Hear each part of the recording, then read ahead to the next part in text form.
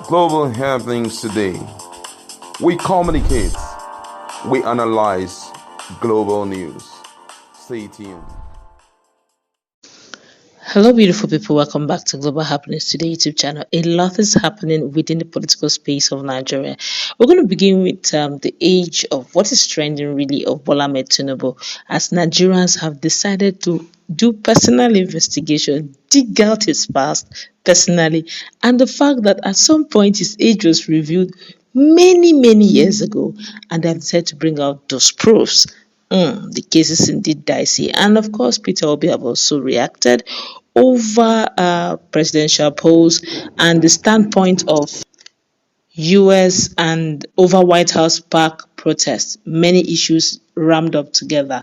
But before we go into the news proper, of course, Chimaroke as well has spoken concerning what Peter Obi Obidients did to him and the loss of his mandate. But let's start with what Peter Obi is saying about the presidential poll and his standpoint and disagreement with US APC over White House back protests. With the Labour Party presidential candidate Peter Obi has disagreed with the United States of America chapter of the All Progressive Congress APC over sponsors of a protest against the outcome of the 2023 presidential poll at the park opposite the U.S. White House. The USA APC chairman, Professor Tayo Bolafin, accused the Labour Party flag bearer of sponsoring the protest against the president-elect, Bola Tinubu, who, according to him, won the free and fair election.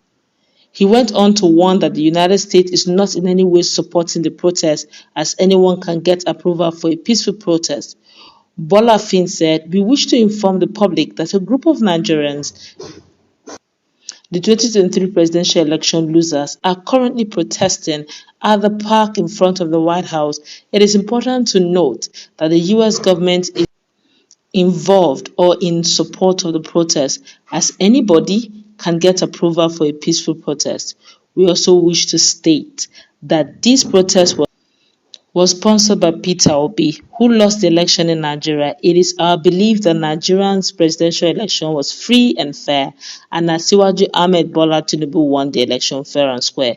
Majority of Nigerians voters gave him their mandate, and no propaganda, manipulation, or tissue of lies can stop his inauguration, urging Nigerians not to be perturbed by the actions of protesters."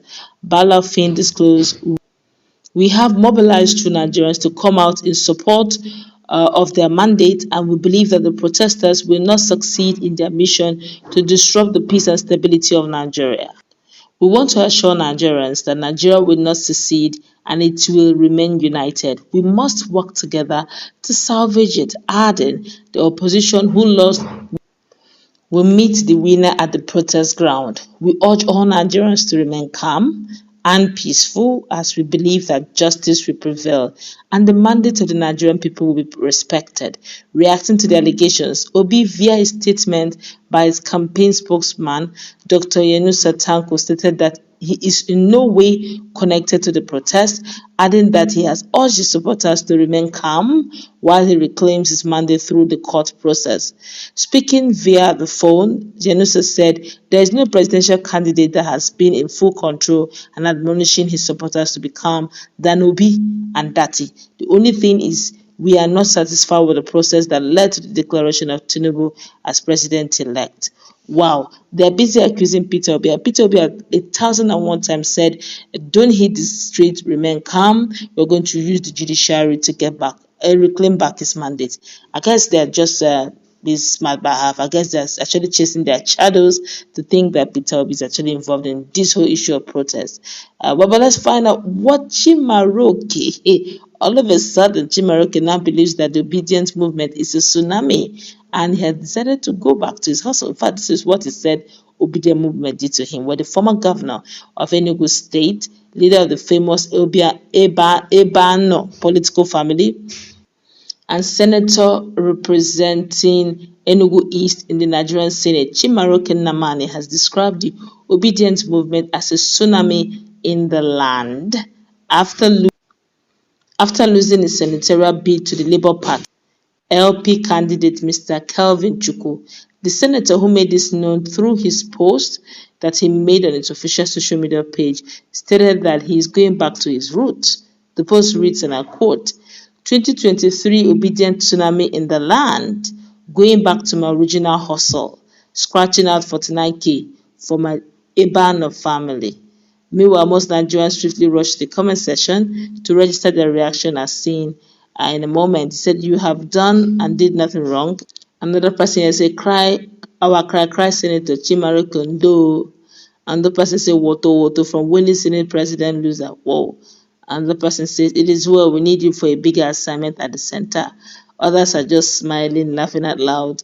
Others are saying, "Your Excellency, appreciate your witty side. The future is bright. Chin up."